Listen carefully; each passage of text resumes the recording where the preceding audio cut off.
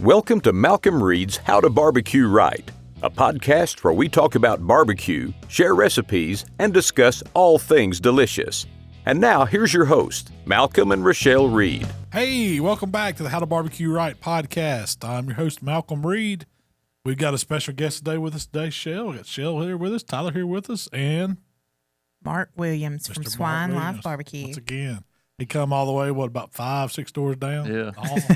Just down the hall. But no, we wanted to bring Mark on today because we're going to talk about the Palmer Home event that we did last weekend, the VIPP, Shell. More specifically, we're going to talk about the hog that Mark cooked.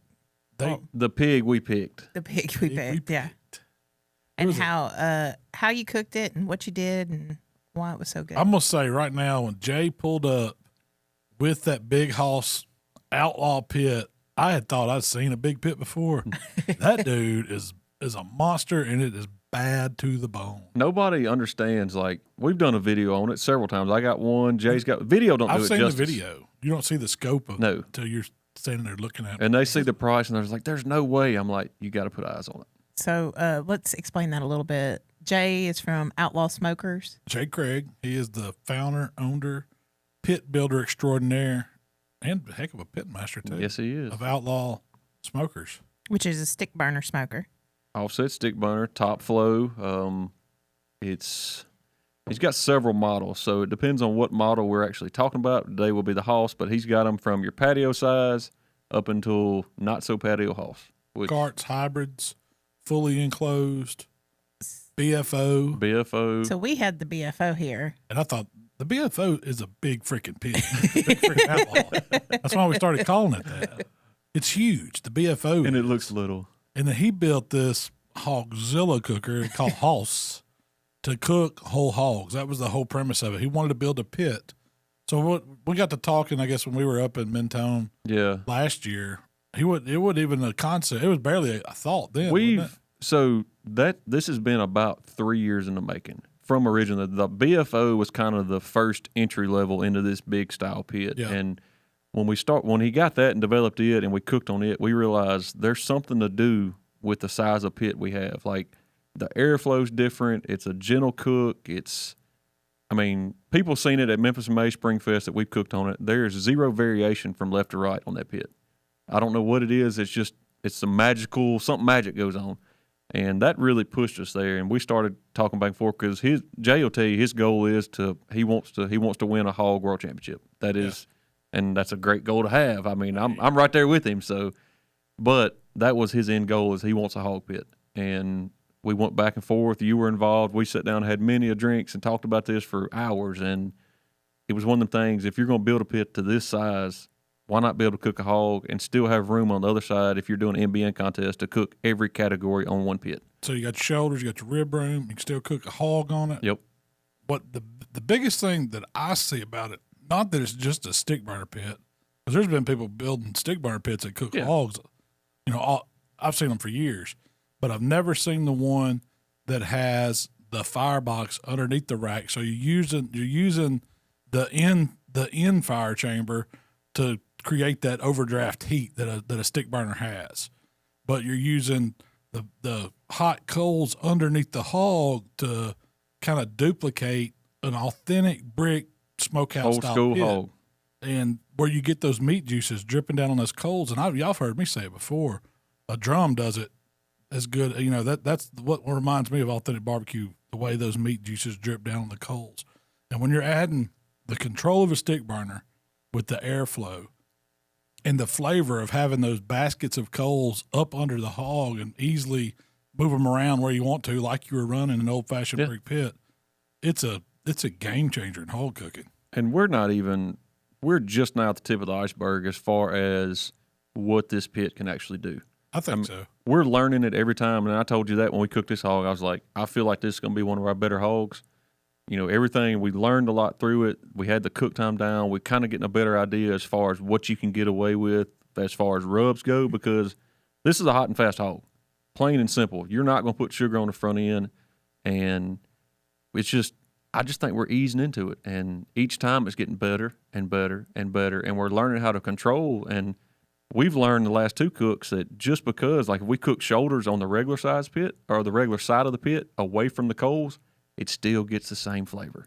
I mean, that flavor is just throughout that entire pit. So that's telling you That's now, it's not just the meat that's dripping. Mm-mm. It's getting in the air. You're getting that aroma mixed with the smoke or the hot air that's moving through that pit, and it's moving over to the cool side. It ain't cool side. No. But it's off coal side. We noticed the last time we've cooked on it, we noticed it this time when it was cool Saturday morning, we fired it up. We were doing some checking. The hog was on, and we just, if you open the door real gentle but kind of quick, you can kind of see what's going on in that pit as far as airflow, where it's going.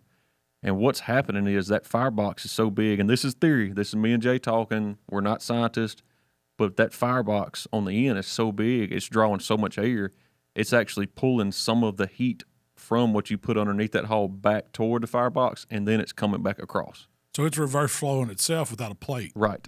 So the hog itself is acting like the plate because it's just mass blocking it. And we were able to, Saturday morning, close the vent down on the firebox a little bit on the inlet, and we was running 250 on the firebox side and 400 under the hog from the coals. Holy smokes. So you can control 2 different cook temps on that pit relatively easy, and it's all in damper and all in airflow. And there's not that much space in between those 2 areas. No, we were running, the one side was 250, 275, and when we had a good bed of coals under that hog, that other side was 375, 400. So on that pit, what do you think the temps, like, walk us through the temps that you cooked this hog on? Because it was a hot, when you say hot and fast hog, Yes. we Yeah. cooked a 139-pound hog.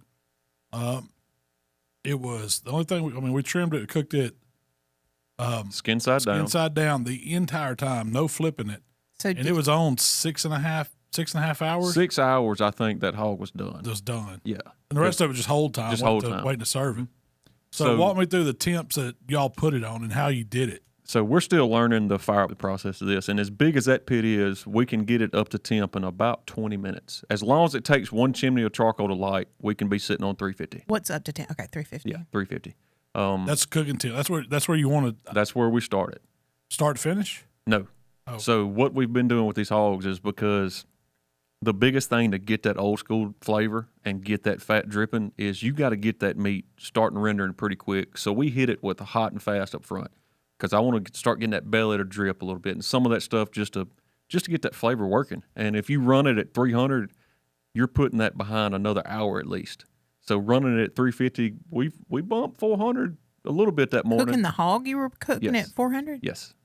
And what we notice is if you get it up hot, 350 and up for the first hour, you can be dripping within that hour. So you can be, dripping some of that fat within 45 minutes and go ahead and start Without burning it up. without burning it up. No.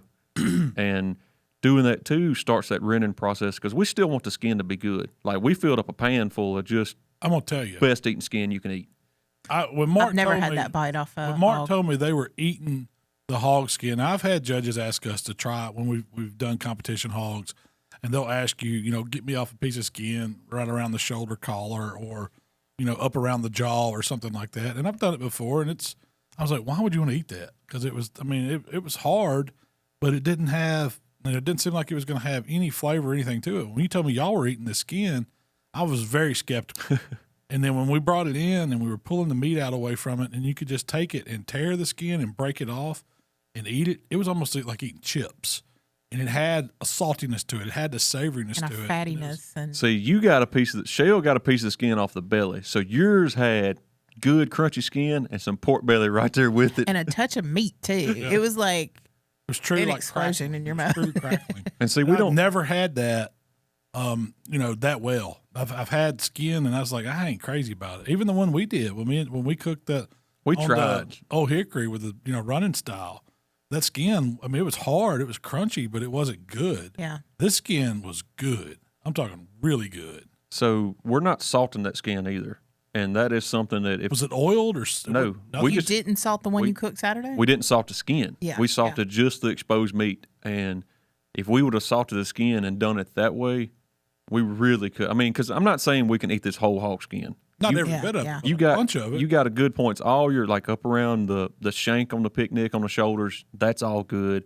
The edges of the belly's good, and up around the bottom of that ham's usually good. But you get toward the middle of the hog, it's just so much moisture in that belly and everything that skin doesn't get as good. Now, if we would have flipped the hog, salted it, done it true Carolina style, man, you could it'd be phenomenal. Yeah, it'd be phenomenal. It wouldn't be a show hog, but it would be a good eating hog.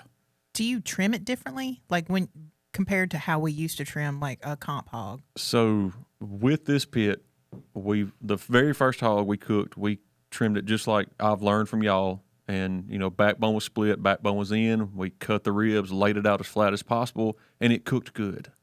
But what we noticed was that because we're cooking hotter, every bone that's exposed to the backbone and those ribs absorb more heat, and it's causing the loins to overcook, causing the belly to overcook. So we actually take the backbone completely out now. And it's reverse of what you think it is. Do you leave the ribs in? No, we take everything out. Okay, you're taking the only bones that are in that hog when we cook it is the shoulders and ham. That's it. Everything else is gone. So it's already deboned. Mm-hmm. How hard is it to debone it? Well, the first time we done it sucked. Because, I mean, this was you the first. It up. Yeah, we didn't know what we were doing. I mean, we were learning. This one here, we actually got this hog from BFR Meats out of South Carolina. And shout out to it's Daniel, wasn't it? Yeah, Daniel. Yeah, man, he drove that hog down here fresh. And it was an excellent hog. It was. And he said it was a York Duroc. It was a Duroc Hampshire. Okay. And so I'll probably butcher this and get this wrong, but just from talking to him and everything, the way they do their hogs is they're feeding them out on barley. So this here, because it was a smaller hog, 130-pound, 140-pound hog, they feed them out for 100 days. But once you get above the 150-pound hog, they feed them out for 200 days. And he told me, he says, it's daylight and dark from 100 to 200 days as far as the barley. Yes. Really? So how big a hog you think we cook on that pit? You could easily put 200 pounders? Yes, but I don't know if I want to shovel coals for that X amount. I don't know how much longer that would put us off. That'd probably be more than a 9-hour hog, I would imagine. And we could have just adjusted the schedule. We've just cooked these 120, 130-pound hogs because, hey, it's all the meat you'll ever need to feed this many people. You know, it was more than enough for Saturday. Oh, yeah. Oh, yeah. Well, we took bags and bags and bags home. Well, we'd heard them. Yeah, we already heard them that day. Yeah, they didn't eat that much. But so now the first time we took the backbone out, it did take me a minute, but Daniel at BFR, he reached out to his butcher, the guy that cuts his hogs for him, and said, hey, can you do this? And the guy's like, yeah. And he done an excellent job. You know, there was one loin that was a little bit cut, but we salvaged it. It looked good. And what I was more impressed with is the split head. That with me was... Y'all were real skeptical about that, and I completely understand. I've never seen it. It looks so cool. But once we got it done, that was beautiful. I mean, the jowl meat was unbelievable in it. I liked it because we didn't do nothing to that. We put them 2 halves on a full-size cooling rack pan, or a full-size cooling rack, and just wrapped it in foil, and we put it in the pit, and I never looked at it the rest of the day. Like, we made sure it was good and dry. We wrapped the ears up good, and we didn't touch it. So when we talk about a split head, explain what a split head is. They run that dude down a bandsaw. So they take the hog head, snoot I guess between the ears. So if it's connected though at some. No, they cut the head off. They cut the head. I told them. No, I mean the 2 pieces. So they normally a lot of their hogs they supply to restaurants up there in the Carolinas, and they all get half hogs. So they split them down the middle anyway. So how they process them. Right. That's how they process them. So I think he removed the backbone, and out of normal practice, that's where they split them, and he just split it right down the middle. And it was right down the snoot, and it was 2 perfect halves. But you could sit there, and you watch me do it, just grab that skin on the head and just go, and it was just a bowl of goodness. Oh, yeah. I mean, it was. Just right there. I would love to cook them split like that. I'm thinking if you could just order some split heads and cook them, dude. That'd be so good. That's man. it. How many heads can we fit on the hog? You want a half a hog head. Yeah. But face meat sandwich. We're learning more and more and more every time we cook. I'm going up there New Year's. We're cooking another one. Tell you what, if Memphis and May shakes out, I think we're going to do hog, Mark. That hog was too good. I'm going to tell you, I've tasted a lot of hog, and for it to just now injected it with a really good injection. But that was the main flavor in the meat. And then it was just salt. And then because of the high heat you cook it at, you don't put any rub or anything on it, sauce on it, to the very end till you get ready to glaze it. And it's only on there for 45 minutes. Yeah, if that. So all that flavor was authentic pork, marbled, Duroc, Yorkshire hog, whatever, cooking down in it. And every bit of it, like most of the time, there's parts of the ham that are tough, some of the shoulder you don't eat. the loin's toast if you don't know what you're doing. This from front quarter to rear quarter to everything in between, even the head, was just perfect. It tasted like Carolina barbecue. That's and what see, it tasted like to me. Pit style pork. You could taste the smoke in it. And I'll tell everybody out there, I watch Malcolm, and if I'm feeding him something, I have to watch his actual reaction, because Malcolm will tell you it's good and the heartbeat and it ain't. Like, I would do that. That's what I told Jay. He's like, "Do you really think Malcolm thought it was that good?" And I was like, "Yeah." Because what sold me on it, you were standing behind me, and he's like, "Hey, break some of that ham off. Give me some of that ham." I said, "Okay." So I reached in, got on. And you were expecting it to be dry, weren't you? Oh, I was, because somebody done cook this hog at 350, getting up to 400 degrees in 6.5 hours. I was like, it's going to be toast. Yes, against everything we've been taught. Anything I've ever done. So I reached in, and I've watched some great pit masters, you, Heath, pull hogs. I know where some pretty good cuts are. And I reached down deep in that ham, pulled out a piece, handed it to him. I said, "No, I want some ham, not bacon." I said, "No, that is ham." And he was like, "There's no way that's ham." And I reached back in there and pulled out, a wad of it. And, man, it was good. It was juicy. It was smoky. It had flavor on it. It was... And the only thing you glazed it with was vinegar sauce, right? So start to finish on this hog, we got up here Friday around, it was 3:30. We laid the hog out and just cleaned it up. It really didn't need much trimming. They left the ribs in, so we kind of filleted them out. And then just cleaned up any stuff that might burn. Because, anything that's sticking up, we got to get it down. It's like just like a brisket when you cook it on a stick burner. You want this hog to be aerodynamic, because we're finna put it to the wind. We're cooking. And what happens if you don't make it aerodynamic and you have something sticking up on that stick? It's going to burn up. It's going to burn up. So that's what we noticed. We did It catches the air, and the hams on a 150-pound hog stick up so much higher than the shoulders that you have to either fillet those down or you have to tint them right out the gate. And we're still learning this pit.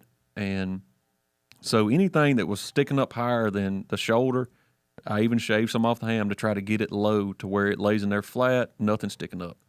And all we did was injected it with apple juice, salt, brown sugar. Hot sauce. A little hot sauce. Nothing fancy. It was just a... Hot sauce. I saw y'all doctoring. Yeah, you was doubting me. I was. I didn't have my measuring cups out, so Malcolm... You was doing it, and y'all was tasting it with a spoon, and I said, "Mark, are y'all doing this like y'all did last time? Because I don't think you normally just start dumping." And you was like, "I got this. I got this. So we're going to make it taste good." Yeah. You tasted it till you said it tasted. I never seen anybody do that with injection. We're going to taste it till it tastes good with a spoon, and that's what we're putting in the hog. And I was like, dang, Mark knows what if it don't taste good then, it's not going to taste good in the hog. Yeah. Right. You just got to realize it's going to be salty. Yeah. Especially on a hog or a shoulder, a bigger cut of meat. If you can taste that injection, it don't make your jaws kind of lock up, it ain't salty enough. Put some more salt in it. I know a lot of pit masters that go with that. And you won't never notice it. That hog was not salty whatsoever. No, it was perfect. And it held all the injection we can put in it. And that was where you got your sweetness. Yeah. And see, we didn't mention, we didn't put any phosphates in this hog, and we won't going forward. What's your thinking on that? And we've done it. We've got timeline after timeline after timeline. If we inject a 130-pound hog with phosphates, and I'm talking not much, you're putting 2.5 to 3 hours on that cook. Because of the moisture retention. The moisture retention.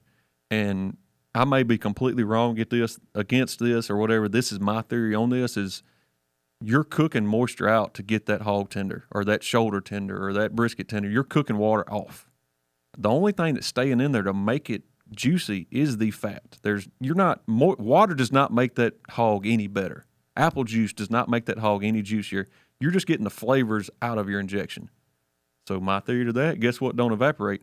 Kerrygold butter. So how do you... You cook the moisture out of it. You cook the moisture out. The fat's staying there. So how do you get Kerrygold butter inside the hog? A big old injector. Nobody's... If y'all attended this event, y'all did not see this. This was all behind the scenes, but we pumped that baby up some Kerrygold, and it was good. How many blocks do you think you put in there? 8. Oh God! So 2 pounds. At what point? This was right after it was done. It was resting. We were slowing the hog down, and we just put a little butter in it because, I really don't know, scientifically, if phosphates are there to retain moisture, what good is it doing? Because you're just slowing your cook down. Well, the ideal is it's going to make a juicy product. You can cook something that's got so much moisture in it or it's got moisture retaining properties that it's not going to be dry. it can't be dry because it can't cook all. It's holding that moisture Yeah. back. But you're exactly right. It does delay it because that's what cooking is, taking the moisture out of whatever meat you're cooking. Now, So there's a fine line between when you take too much out, what it's holding back, And how long it cooks. if we wrap that hog up tight like we do a brisket when we inject with phosphates, it may push right on through that stall. And that's kind of the reason we wrap in foil at contests and stuff like that. But we don't wrap this hog tight. Like, it's tinted. It's just tinted. We just put something over the top just that way you don't keep nuking this, what your bark and everything. The bottom's completely exposed because we still want to drip all that on the coals and render all that fat on that skin. So we don't do phosphates. We're protecting the loin with sausage and bacon, Yeah. things like that, to slow it down, to keep it from overcooking. But the rest of it's just, you just got to get it done. yeah. And we're going to put in at what flavor we can. And at contests, we're planning on doing a couple of hog contests next year, and all that's in the blind box. You can jazz that up whatever you want before it goes in the box. Do people say that injection is going to win that hog contest? No, it's that last 5 minutes before it goes in the box. I done witnessed that. What you do before it gets put in that box is what wins that contest. Yeah. Got out to finish. That's That's all competition barbecue. That's is, every finishing. time. You can What take you some do at plain 5 o'clock salted on meat. Friday don't mean crap for Saturday. Yep. So what goes in that box is what counts. That's right. So at what point, you said you got here at 3, you trimmed it up, made sure it was aerodynamic. Mm-hmm. What do you do after that point? So we injected it, and it held. We didn't really put that much injection in it. It might have held a gallon and a half, maybe. And Jay has a nice little rack built to move the hog around, so you can get it laid out how you want it, and it's big enough it'll fit in the big grizzly cooler. You can sit it right in there on the rack. And all we did is I had some black bisqueen. I wrapped him up, put him in that cooler, put a couple bags of ice on him, closed the lid, and we didn't see him again until 5 o'clock Saturday morning. Put him on ice cold. Yeah. And that was another thing, like at a contest or timeline permitted, I would have got that hog out 2 or 3 hours beforehand and let it start coming up. And that's going to, heck, we might cook a 5-hour hog, At what point did you salt it? right before it went on. Okay. So I noticed when we were salting the night before, and that salt starts curing that bark, and it gets a little jerky like on you. So we didn't do anything. I made sure everything was dry. Went on the pit. Right before we closed the doors on the pit, I had a big box of just coarse rock salt and just sprinkled over the whole thing. And then That's all. It's like, ice cream salt. really? That's what you use? Yes, that's all it is. It's just the extra big rock salt. I think it was sea salt or it was kosher salt you got. So yeah. It was just the real big. The big coarse, Yeah. kosher salt. I was going to say, it wasn't like you I throw mean, on we'll a try driveway. No mineral salt. Have a couple limestone in it. But we done that, got it in the pit, and like I say, when we put the hog on, the pit's running 350 pretty easily. It was raining pretty hard Saturday morning, so we had it kind of backed up out there in the warehouse and just had the exhaust stack out, and it we got it pretty hot. Well, by the time we got the Bloody Marys batched up, Shell, and everybody got there, the thinking was we had everybody showing up for the event at 9, wasn't it? Yeah. And we wanted to be ready for them to roll in, get them a Bloody Mary, come outside, and let's tint that hog. Because we started it at 5. Yep. It went 4 hours, and that's when it was time to tint. So only thing we done between 5 and 9 was I spritzed it with just white vinegar once or twice. Really? Mm-hmm. Why not apple cider? I was scared to get color. Okay. So it's all about not letting it turn dark. I want it to be as pale as can be. And it looked like it was tanned. I mean, it did. It was beautiful. You want that good, just real light golden color. And that's when we tinted. And if there was anywhere that moisture was pooling, like on the belly, I would try to get that out, and I would touch it back up with salt, because that salt will get that bark. It'll make all that fat caramelize up and get crunchy, and that's what I wanted. So what wood was y'all burning on? Was that Micah's wood? Mm-hmm. So we ran the Micah's wood, and then Jay brought, just because this is a big pit, it's hickory, right? He brought some bigger chunks of hickory. Okay. And yeah, what size splits do y'all use in that big thing? It'll take it all. If you want to back a tree up to it, it'll eat it, No, we run, so the way that Firebox is made, it's got a pretty aggressive or a larger fire grate for your actual fire for your stick burner. And then he has the baskets that sit underneath that catches the coal as it breaks down and makes its own coal, and that's what you put under the hog. So what we were doing, and this has worked really well, is like we done a burn barrel the first time we fired this pit up. You burn so much wood to equal one bag of charcoal, You don't realize that. You don't realize. I mean, you'll burn a cord of wood and it don't get you nowhere. Have you seen those charcoal makers where people build those barrels inside the barrel and they put it out? They pack as much wood as they can in that barrel. And it's a 5-pound bag. And it's like 10 pounds of lump coal when you get done. It's like, dang, it ain't worth spending a day and a half trying to make a 10-pound bag. So all we did this time was we took some royal oak lump, put in the baskets, put underneath the fire that was going, and in 10 minutes it would catch, and it's ready to put under the hog. And then you take those baskets, move them underneath the hog, and spread them around. You're still working the pit. Now, don't get me wrong. This is a live fire. You're still running a pit. You're still shoveling coal, but it's efficient. And how often are you moving the coals from the basket to underneath the hog? About every hour. Okay. You know, so you're not like just you're constantly, not constantly. No. Yeah, it's not a. So the way he has the bottom part for the coal under the hog, he has it raised up enough to where you don't really have to worry too much about a grease fire, because that's one of the things we thought about is, all right, you're renting a 150-pound hog. This grease has to have somewhere to go. So he's got it staged to where there's really, if you just don't take care of the pit and let grease build up, it's going to catch on fire. But if you clean the pit, you're not going to have any issues on 1 or 2 hogs. And the coal is far enough away from where the grease settles in the pan. He tries to get that distance away from it. So the way it works is, once you put the coal on the expanded grate, he actually has vents below him. So if you ever wanted to run that pit just on coals under the hog, you have a damper vent that you can open and close to adjust airflow. I didn't know that. Yeah. So you have multiple ways to do it, but the way we run it, we leave them closed and only get the air from the normal firebox. One thing I will say about this cooker is I looked at it really closely and I told Malcolm this. You can tell this is like a guy that cooks and, is constantly trying to improve. That's who built it, because every time he builds a new pit, it's got some new little things to it. He thinks about little details and how to make things easier and how to prevent fires and the handle to move the baskets. That kind of like that's something needs to be on NASA. The shovel holder. he's got like a flat scraper and then a shovel holder that goes on the pit where they go.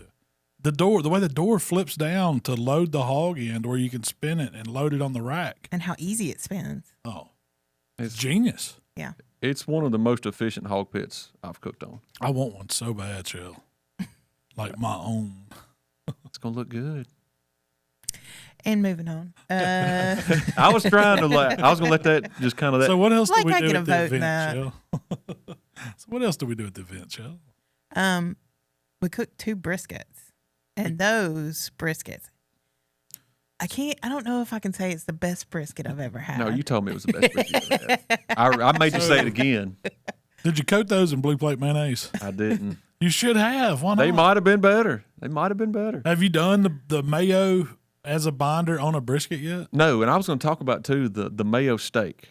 I told you y'all. You did do that. Yeah. So, yes. You're the one that told us to try it. Yes. And it was blue plate, right? Blue plate. Best mayonnaise on the planet. Best mayonnaise ever. Best mayonnaise on the planet. I don't have a dog in this hunt. I love all mayo. As long as it ain't Miracle Whip, I'll lick the spoon. But no, so blue plate's your favorite, right? Spoon lickers unite. Y'all are on team spoon. We'll do the brisket. We'll come back to the steak with mayo. Okay. But no, those were A9s from Kevin Green, some of the best out there, and they were. I can't remember. One was 16 and one was 18, so they're pretty good sized briskets. And so when we first started talking about doing brisket, we had the idea we were just going to do like a choice brisket and then a Wagyu. It's going to be dueling briskets. Show people what just a regular old brisket like you cook at home was, and then I was scared we was going to have a plate of regular lean brisket over there nobody ate. Old dry. Brisket. And then me and Mark, we kind of got together and said, man, let's just kill them with 2 Wagyu briskets. Make it as rich as we can. So they were full-blown competition, 180 brisket at the Jack, right? I didn't get a 180 at Jack. I 179. 179 at the Jack brisket. But you have gotten a 180 at brisket a couple times this year. It's done very good for me this year. So that was what you did. And we're not going to talk about the recipe because that's to be determined. It's nothing but prime beef. That's all you need to know. Swine Life prime beef. That's the secret to it. But he also took the point. So in competitions, Mark, you cook separated flat and point. I don't even take the point with me at the contest because I don't want to have to guess myself when we're building that box. Is this point good enough? Was this point better than the flat? Give me one item, do it perfectly, turn it in. Yeah. You learned your lesson at Memphis May. Yeah, I learned my lesson. Given too many choices. So you did the flats. Mm-hmm. Started them out on, I think, Fancy, right? Yeah, we fired Fancy up. Cooked them both on her? Mm-hmm. Where'd you cook the points? So What's Fancy? That's my Outlaw that we. Misread fancy. Yeah, she is a fully enclosed pull behind Renegade. Is it a Renegade model? Is what it's called? Yours is I can't remember if yours is a 2860 or 2860 or 2660, but One of y'all call her fancy. she's high maintenance. It's high maintenance. Man. She looks fancy. She's red and shiny She's and got that- sparkly. You got have that to wipe Ranger her red down boat. every time we Yeah. move her. Oh yeah, I mean, she likes to be clean. she does. She don't- But no, I start my briskets on a microwave shelf, which is probably 425, 450 degrees. And Explain that real quick. Microwave shelf. so in the all your stick burners or top down stick burner will have a microwave shelf on the exhaust side of the pit at the top. So it's just a second removable shelf that's up in the hottest part of that pit. We call it the microwave shelf because when things go wrong, you need something cooked fast, you put it on a microwave shelf. And it's probably anywhere from 100 to 125 degrees hotter right there than it is. But since we were cooking 2 big flats, I didn't have the room to do it like I normally do, so I ran them on the bottom shelf, but ran Miss Fancy at 450 degrees. And it done. She'll eat. She'll eat. She ate some wood that day. She done good. But done the same recipe, it stayed up there, got good color. We wrapped them at 2 hours. 5-hour brisket. Yeah. Took it to That's crazy. tender. Took it to tender, whatever it takes. Yep. And That's a good thing. We take them to tender. We don't cook the temperature on briskets. We take them to tender. take them to tender. It's all in the feel. Did you? We let everybody feel them too. We That did. was what was cool. That's what I was gonna say. Yeah. Even in the hog, this wasn't a class. This was an event just where we were cooking and feeding people. But we wanted to give them some of that instructional experience. Yeah. So we would bring them out. As Mark was checking the temperatures in the brisket, he's like, all right, this is what you want. And they would come over and grab the thermopen and feel it. And they kind of knew, and they could see what we were talking about. Yeah. It's still tight here, needs to go. But when it was perfect, it was perfect. We had several people come up and says, I've never felt a brisket feel like that with a Yeah. probe.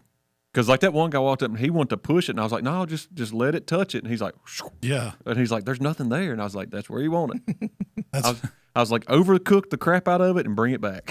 what I thought was funny. There's the 2 guys from Norway had never eaten brisket in their life.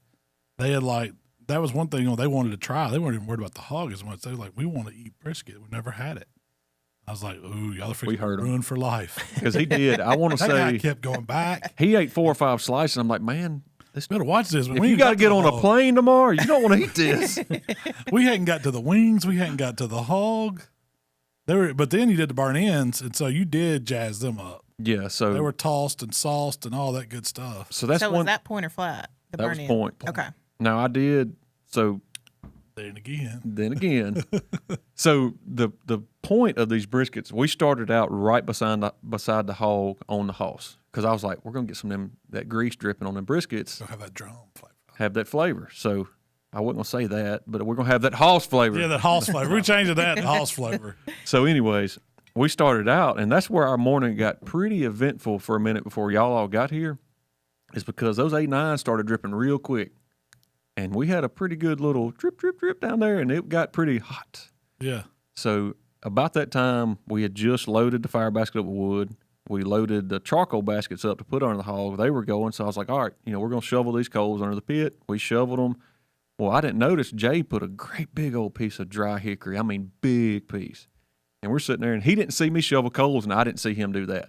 So we walked in, get our coffee pits running 350, and we walked back out, and Jay's like, what'd you do? I said, what are you talking about? He's like, we're bumping 475. Oh, wow. And he's like, this thing's hot. And I was like, yeah, it is. Well, we got to looking, and of course, them A9s, they were giving it, Yeah. I was like, we got to get these off. Like, it's dripping too much, So we got the points off there, got the fire. I mean, we checked her down and let her cruise. She stayed above 400 about an hour and a half. Like, just let it settle on in. How long did it take to jump from 350 to 475? About 3 minutes. Really? That was before we got there with the donuts, and we were there at 6 o'clock. Yeah. So we walked in. I poured me a cup of coffee. So however long it takes you to pour a cup of coffee, that pit went from 300 to well over 450. She was singing, but did not phase a hog whatsoever. Like, I mean, there was no issue there. But anyway, so we started the points out on that. I moved them over to Fancy and let them finish. And I never probed them, never done anything. When the flats got done, I said, we might need to check these points. And I walked in, and it was just like you was poking water with the probe. Like, it was nothing there. Wrapped up. I was like, they're done, And they're like, what temp is it? I was like, hot. Like, I don't know. It's hot. It's tender. It's tender. That's what tippet is, tender. But we let the flats and the point rest for, I'd say, about 2 hours. At least, because they were done. They were done at 10. 10, 11? Yeah. In the Cambro, and we didn't serve them till 1, wasn't it? Yeah.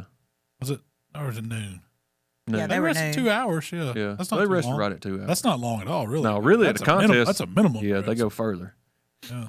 But I wanted to give them as good of brisket as I've ever done, and I wanted to give them the same brisket I put in a box at the KCBS. And so we got up there, I docked it, sliced the edges, and that's when I turned the flat into some more burn ends. And I docked them, and of course we cut the point up, made little cubes, and sauced them, and gave it. Tried some non-sauced when you cut it, so you could taste what I it don't tastes know if like that wasn't coming out. better. Then we tasted sauce. Then we tasted dipped at the end. Everybody was tasting. The whole time. Yeah. So we done a full-on comp flat, and then I done one that's just sliced. I don't know how much of the brisket was left.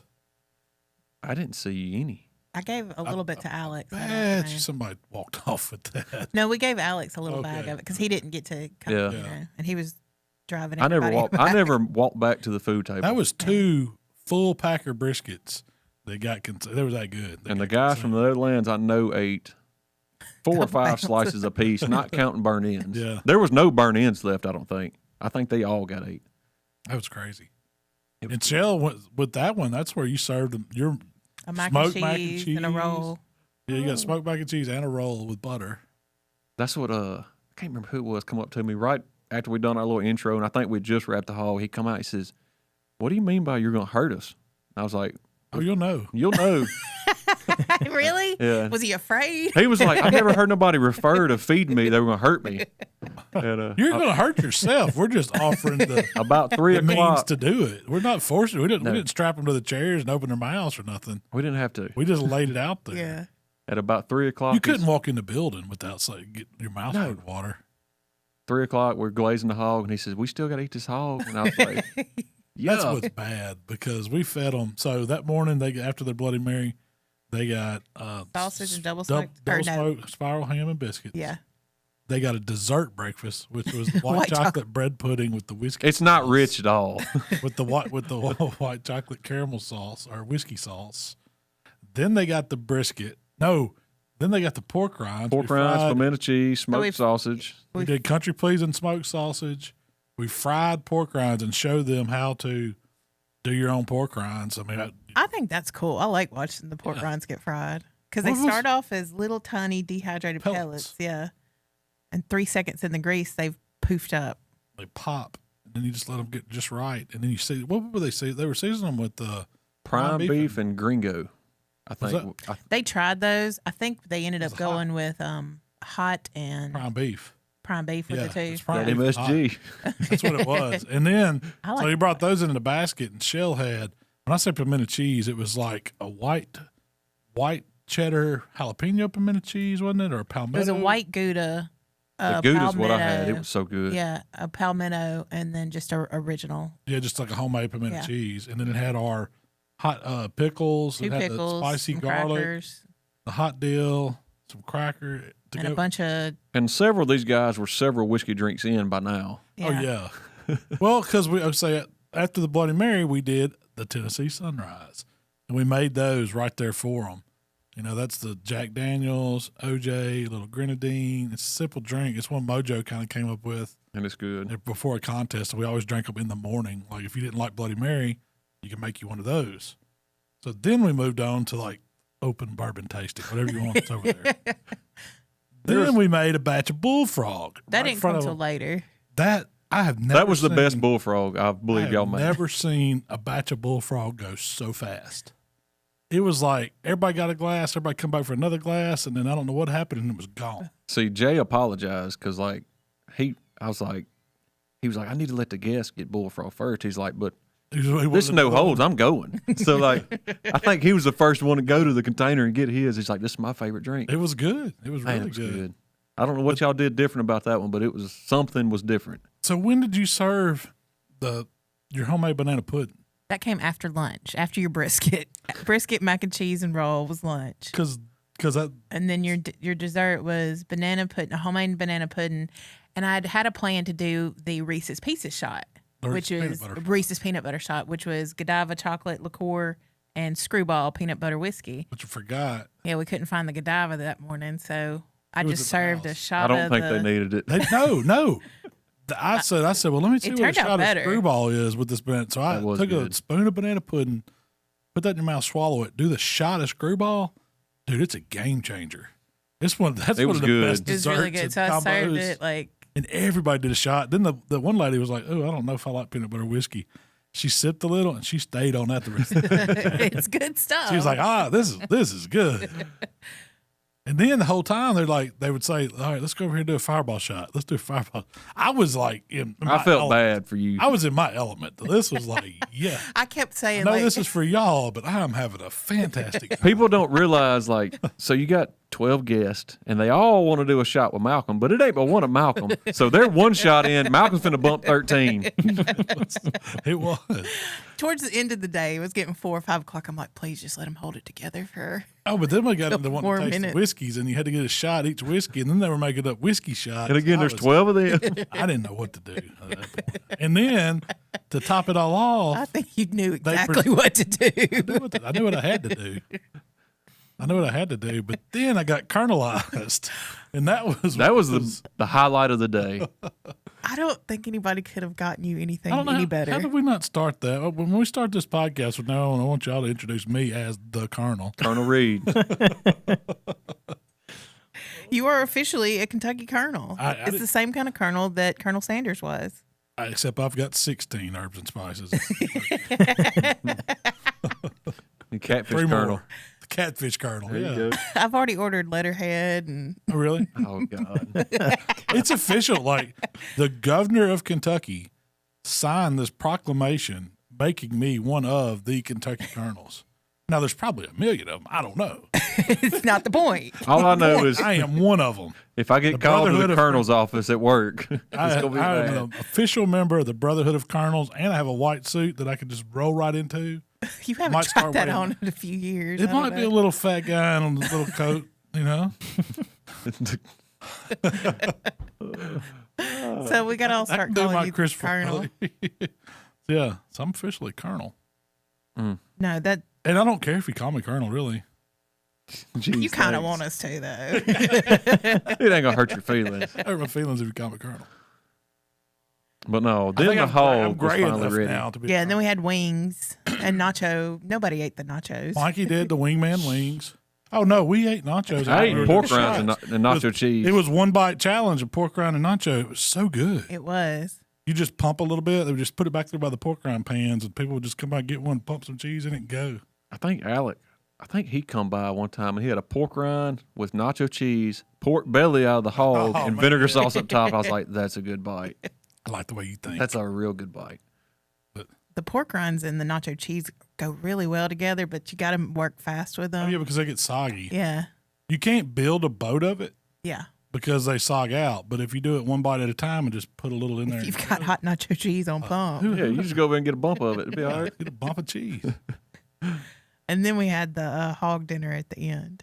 Which I felt bad because that was a very, very good hog. And they ate a lot of it, too. They ate a lot of it, but I don't think they got to enjoy it. Because that one guy said, I understand now. He said, I'm physically hurting. The hurt guy? Yeah. Oh. So, but no, I guess the hog, like you said, it got done about 12:30. We rested it. And when we mean rest, we just backed the pit off. It was running 200, 175, just keeping it hot. Let it sit. Just let it sit. And we glazed it up, got it pretty. Of course, we got it out, set it on the cart, garnished it, had some kale. And that's when we discovered these heads are perfect. Yeah. These 2 half heads are perfect. And we ended up, I took a half pan and put in front of the shoulders and elevated the half heads on the half pan. Then we just covered up kale where you couldn't see it. But it turned out beautiful, especially in that sunlight. I mean, the color was there. Did you take that picture, or who posted that? I posted it. I think Shell took it. That was beautiful. Oh, I don't know. It was like a show hog. Yeah, it was the one we rolled out in the sun because you got some pictures out in the sun. There was a little video that. Yeah, you done the video too. But it was just you wouldn't think you could get that much color with just salt on the front end at all. I was impressed. Because, I mean, it colors up. Now, we did put barbecue rub on at the end because by that point, the pit's cooled off. The sugar's not going to burn. Burn it up, yeah. see? And you're getting all that flavor. You've got the flavor in the hog you want. I mean, the key point to that was getting that authentic, old pit flavor of a hog, and all they do was salt those. They let the fattiness of the hog be the flavor.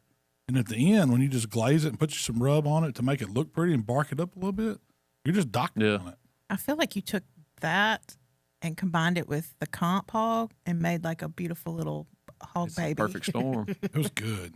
Man, it was good. So we rolled it in. I think if you show a judge that, man, they're not going to think. That pit will win a judge over. Now we got to find us some test dummies. Some test judges? Yeah. Oh, we can do that. Fine tune it. Anybody want to volunteer?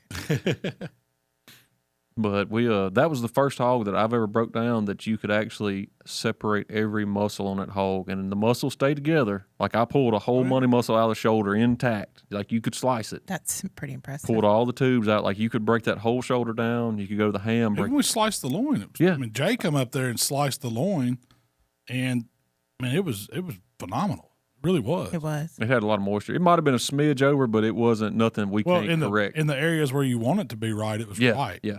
I mean, as you go they always tend to dry out on that end. There's just nothing there to protect them. But up where, the front end, up on the shoulder side of the loin, that's the best part of it to me. Right before y'all served it, I told Emily, I'm like, whole hog is just some meat out there. Yeah, it's not. It hasn't been your favorite, has it? But this one, what'd you think? There's been a few of them I had we've to take cooked. back what I said. There's been a few of them I've cooked where they've been on that level, and this, I found the perfect bite for Shell, and I walked this whole store trying to find her to make sure she got that bite. And I found Was it jowl meat? It was jowl meat. I made you a little plate. It was jowl meat, some temple, and bacon. I appreciated it. that's the best. That's the best of it, man. You got somebody looking out for you if they bring you that. You get jowl temple. I know who writes my checks, so I'm gonna take care of them. You know what I mean, right? Yeah, I don't need you. I had to give me a long time in the warehouse. I found her. Did you? She was back there hiding on the pallet rack like she was in Superstore. She had to, like she was in Superstore. she was hide all the toilet paper in front of her at Superstore drinking her Miller Lite. Leave me alone. No, but hey, I once again, I just want to say thank you for everybody that helped us out with the Palmer home this year. That was, that was really cool that we got to raise the money we did and donate, and we had a great event. Everybody that come out and enjoyed that with us. That was a fun time. It really was. I mean, we talked about it a lot, but I mean, it means a lot to Palmer home to be able to help those kids. And I know, like the people that were here, like they don't realize. I know it was a great time for them, but they don't realize how good a time it is for us. Oh yeah. Like this is one of my highlighted weekends, and that's what Jay said. He's like, dude, y'all don't have any idea what y'all have going on. He's like, this is awesome. Yeah, he's like, this is as good as anything. It wasn't like serious, like everybody's there trying to learn how to cook the hog or take a class and all that. It was just hanging out and having fun. And to me, and I try to explain that to people, that's what barbecue is to me. It's not this meat that we're serving. It's not brisket. It's not whole hog. It's not something you fire up and cook ribs. It's the event of hanging out. That's what cooking barbecue is. It's the whole gathering and sharing and having the camaraderie and having fun. The early morning stories that you get when you get the hog too hot and everything. I mean, that's barbecue, and that's what I love about it. Real quick, I want to ask Mark about some new videos that he just put out on his channel. A new video? Yeah. You got that new video. But real quick, I want to give a big thanks to BRF, Daniel with BRF for donating the hog. Big thanks to Kevin from the Butcher Shoppe for donating those 2 briskets. So we really appreciate that. Oh. And big thanks to Jay and Alec with Outlaw for coming down, bringing the pit. They got spoiled. Don't worry. Everybody helped us out, man. Thank y'all. Yeah. No, we couldn't do it without them. I'm sure we're forgetting some people, but it was pretty neat to show up at 4:30, put a hog on, and it's done at 12. I mean, that goes against everything I've ever done. So, you put out a video this week. Mm-hmm. Was it this week? So it hit yesterday. We've been hiding for several months now. We had a busy summer, and I started doing the trailer build video, and we had that big trip in Colorado. So it was either we're not going to Colorado, or you got to get this trailer done, and we're going to Colorado. So I paused life, got trailer done, went to Colorado, and we just been busy. And then you started cooking since you got back from Colorado. Yeah. Like it ain't quit cooking. Ain't quit cooking, and so we're going to try to. I got about 5 or 6 more we're going to try to do before the end of the year. A lot of them are going to be full blown YouTubes. Yeah. Holy smokes! Man. Wow. So sorry, Tyler. All right. So we got several we're going to try to do and get a lot of pellet grill content because I mean, I love cooking on my stick burners, but pellet grills are so easy for the viewers. They're everywhere and they're not slowing down. So why not capitalize on that?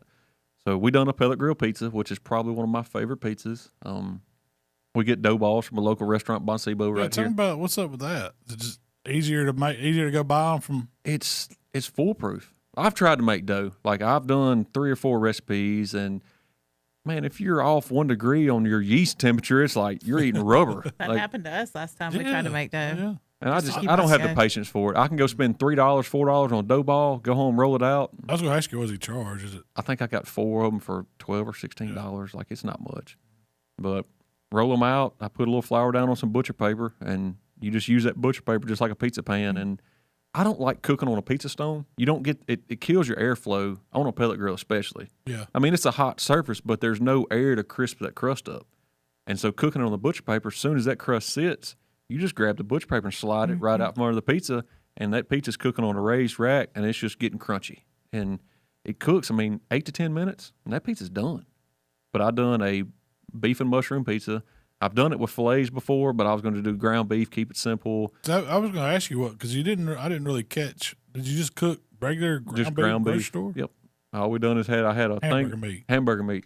Had a thing of browned hamburger meat. I sauteed the mushrooms, and that was something that I tried to stress is like, make sure to cook your mushrooms before you put them on a pizza. Otherwise, it's going to be soggy.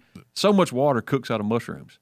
Yeah. Did you have onions in it too? Mm-hmm. Red onions, and I done a Alfredo sauce, and I added horseradish to it to go with the beef. I thought that was unique. And then come back with chimichurri as like a topping sauce, and man, it's very, very good. Yeah, it looked. It's a savory pizza. It's one of them pizzas like you won't eat a whole pizza of it, but you'll go back and get you a couple more bites. Like it's good.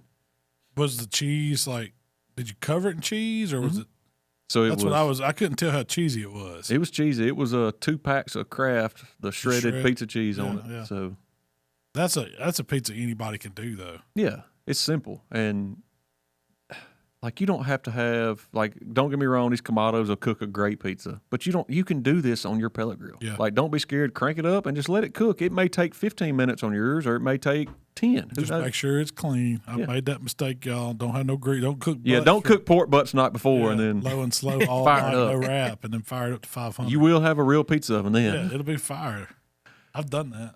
But the pellet grill is just easy, and the airflow, just like the same way it does for chicken wings, man, it does great on pizzas. That's a great tip, using the butcher paper, and as soon as it sets, Just pull slide it it out and let it keep and let it cook directly on the grate, and it'll get crispy. Yeah. It'll make really good crust. And it's easy because you rolled it out on that butcher paper. There's no Throw your mess transfer away. in it. That's where I had trouble when I was trying to do my own dough ones. I was trying to put a little meal on the pizza peel and slide it under it and slide it off like you see them do. Man, I jacked so many pizzas up doing that. I was slinging stuff everywhere. And You done fold it into a calzone, Yeah. I figured quick. The pizza paper, the paper works. and it won't burn. Like Oh, no, it's not burning. I've cooked We've it. done it, but we haven't pulled it. Yeah, During the cook. I You have took it done that. off, Yeah.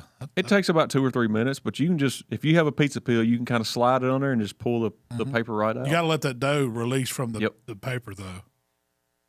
That's a big thing. It's foolproof. And we do that all the time. If we have company over, I'll go get 5 or 6 dough balls, 8 dough balls. Everybody make their own pizza, and you can cook them in no time. And it's simple because then you got a pizza buffet. And Yeah. I'm not mad about that. Yeah. So that one, you said, let's say 1, 2, 3, 4, 5, 6. you can cook 8 at once. 8 pizzas at one time. It's pretty good sized pizza. Yeah, it's a 12-inch. Yeah. It's plenty. 8 of them, sure enough, is. So ain't no big deal at all. What videos do you have upcoming? Can you let us know? So since You got to have a turkey. I had a turkey video in mind, and I talked to Malcolm about it, and all of a sudden he just jacks my recipe. Was you doing outlaw turkey No, video? I wasn't gonna do it.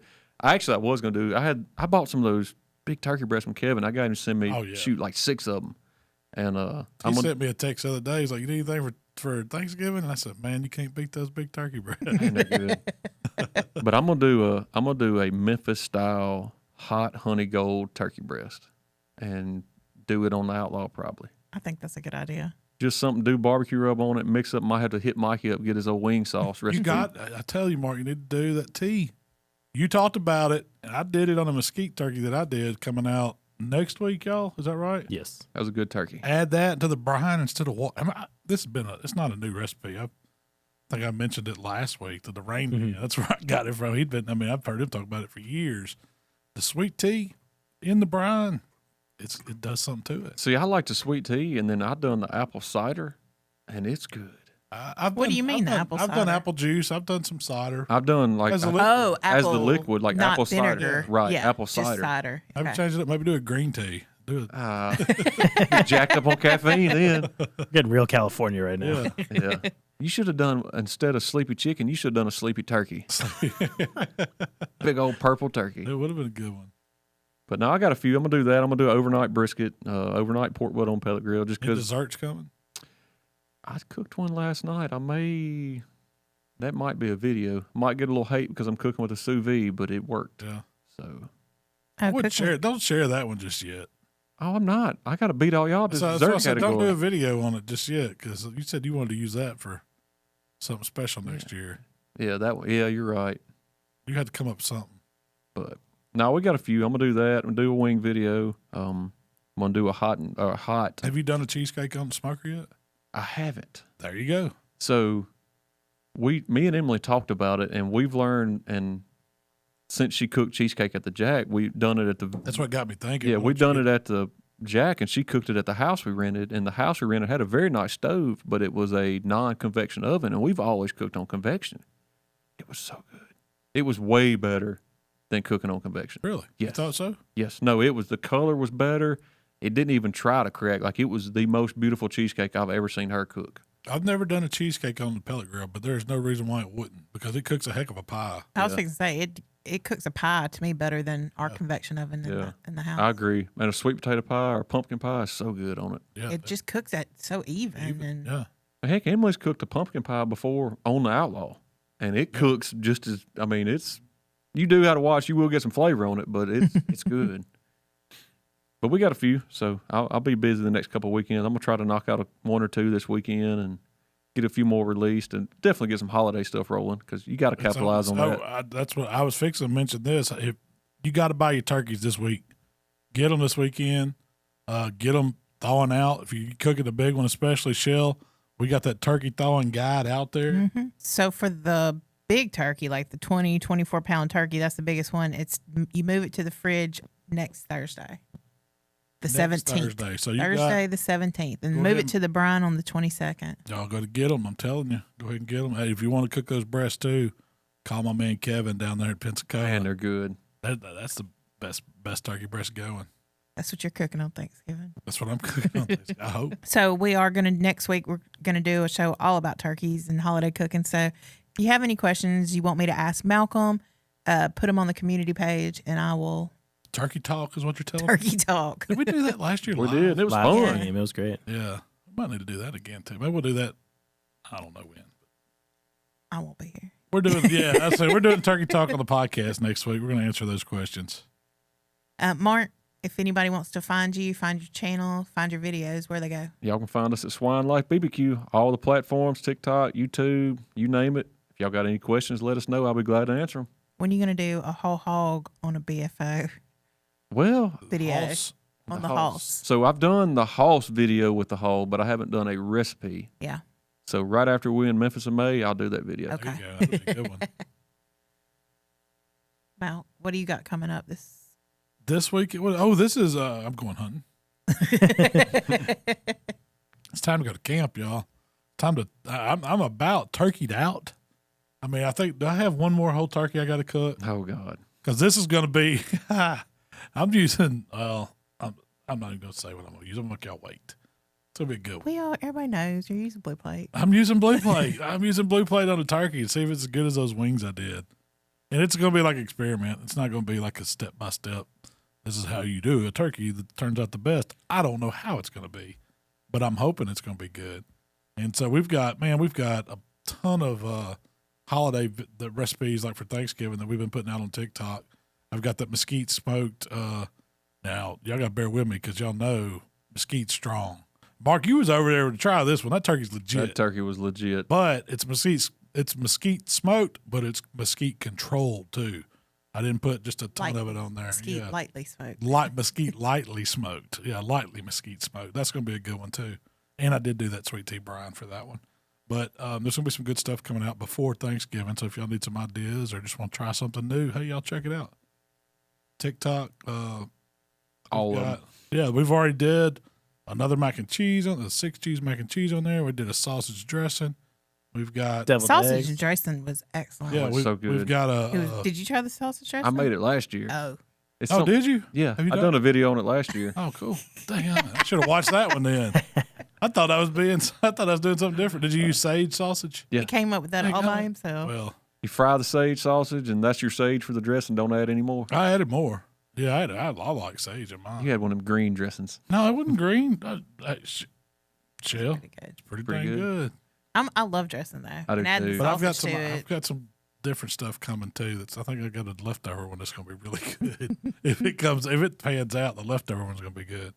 There's a better than honey baked ham one coming out for TikTok too. So I'll be on the lookout. Yeah, Tyler, tell them about everything else. Hey guys, if y'all want to check out all Malcolm's favorite recipes, make sure y'all go to HowToBBQRight.com, and we also have an app on the Google Play Store and the Apple Store.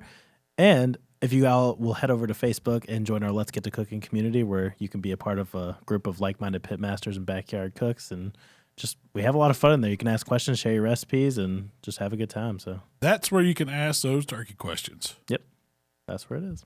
If you'd like to connect with Malcolm, it's HowToBBQRight on Facebook, Instagram, Twitter, TikTok, and of course YouTube.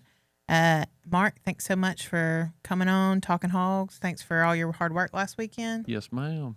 It's a pleasure. So if y'all have turkey questions or anything Thanksgiving related, jump over to the Facebook community, ask those, and Shell and I'll answer those questions next week on the podcast. We'll see y'all then.